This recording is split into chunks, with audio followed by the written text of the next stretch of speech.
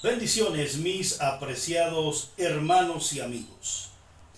El día de hoy vamos a presentar el contexto histórico de la carta a los colosenses. Vaya qué carta tan extraordinaria, pero para hacer una exégesis correcta de la carta a los colosenses, se hace necesario echar un vistazo al contexto histórico de la carta a los colosenses. Veamos entonces a continuación el autor, fecha y contexto histórico de la carta a los colosenses. Al comienzo y al final de la carta aparece el apóstol Pablo como el autor. Su autoría tiene un sustento sólido en la tradición, pero se puso en duda a partir del siglo XIX.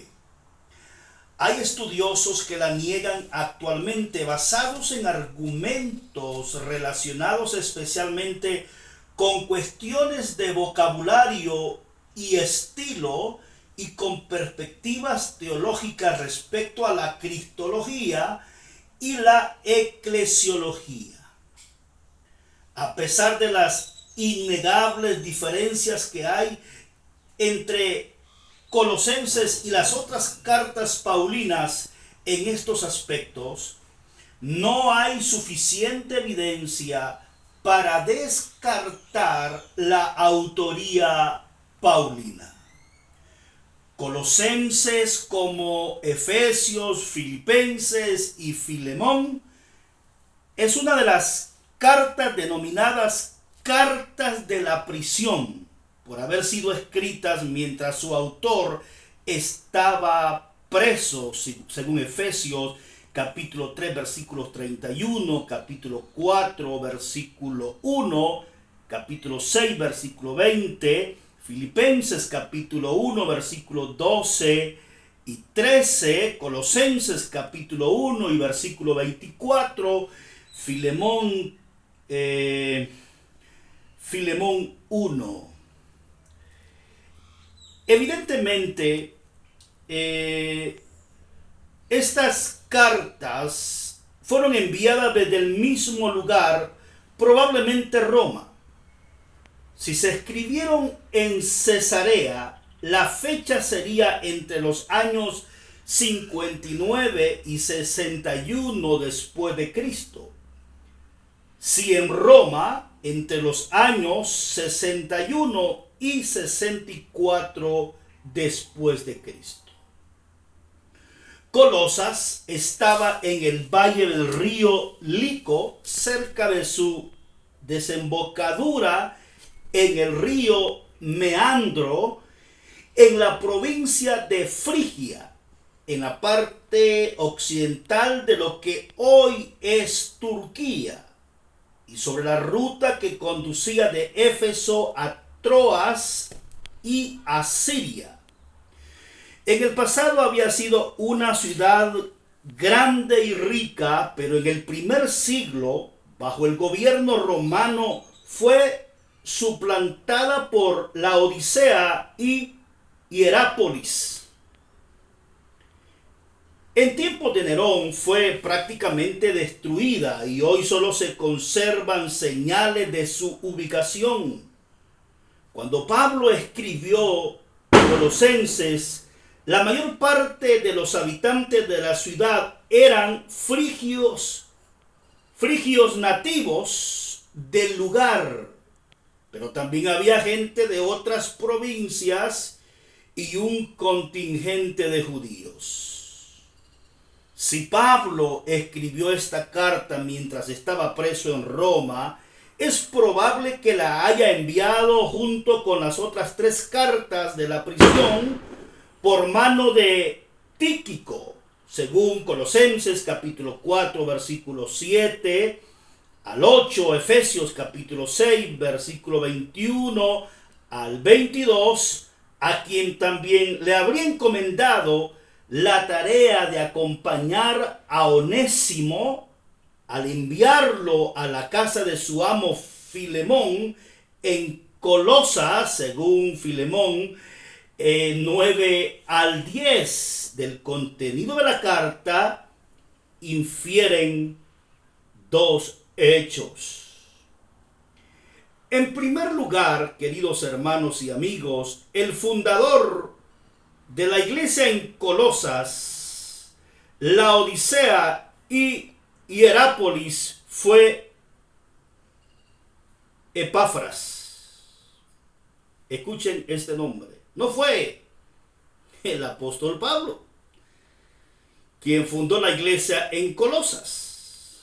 El fundador de las iglesias en Colosas, Laodicea y Hierápolis fue Epafras, su querido colaborador y fiel servidor de Cristo. En tanto que Pablo ni siquiera era conocido por ellas. Esas iglesias probablemente resultaron de la extensión del evangelio a toda la provincia de Asia a partir de Éfeso en el transcurso de los 2 años que el apóstol Pablo pasó en la ciudad dedicado a la evangelización, según Hechos capítulo 19 al 10.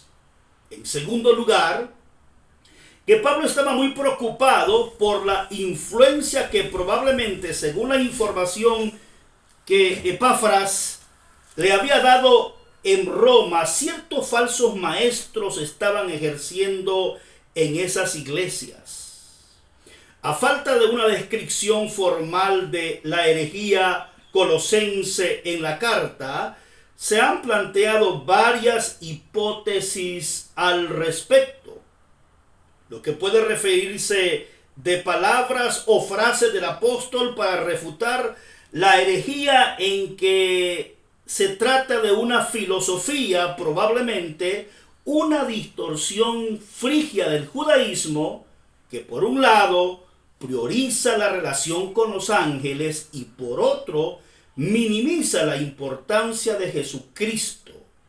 Según ella, los ángeles, los principios de este mundo, son seres sobrenaturales que moran en los astros y determinan la suerte buena o mala de los seres humanos. Como emanaciones de Dios y sus mediadores tanto en la creación como en la transmisión de la ley mosaica, exigen adoración y estricta obediencia a preceptos legales. Aparte del cumplimiento de tales exigencias, no hay posibilidad de perfeccionismo espiritual. Cristo y su obra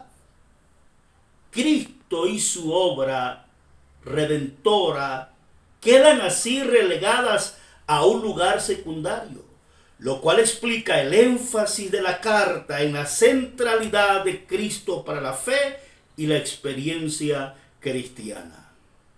En el mundo moderno, a pesar del actual desarrollo de la ciencia y la tecnología, un alto porcentaje de la población da muchísimo crédito a la astrología, el infortunio, el horóscopo y los signos del zodiaco. En este contexto, el mensaje de Colosenses, centrado en la persona y obra de Jesucristo, cobra vigencia. Y a los cristianos nos corresponde confesar a Cristo como aquel en quien a Dios le agradó habitar con toda su plenitud y por medio de él reconciliar consigo todas las cosas, tanto las que están en la tierra como las que están en el cielo, y vivir a la luz de esa confesión. Miren cómo los maestros, entonces, este contexto histórico es importante, cómo los falsos maestros en Colosa estaban dando prioridad a los ángeles, y estaban minimizando la persona de Jesucristo, y por eso Pablo en la carta a los Colosenses corrige eso y pone a Cristo en primer lugar, que el único que se merece adoración, el único que se merece ser adorado es Jesucristo, y es Cristo en vosotros la esperanza de gloria. Bendiciones.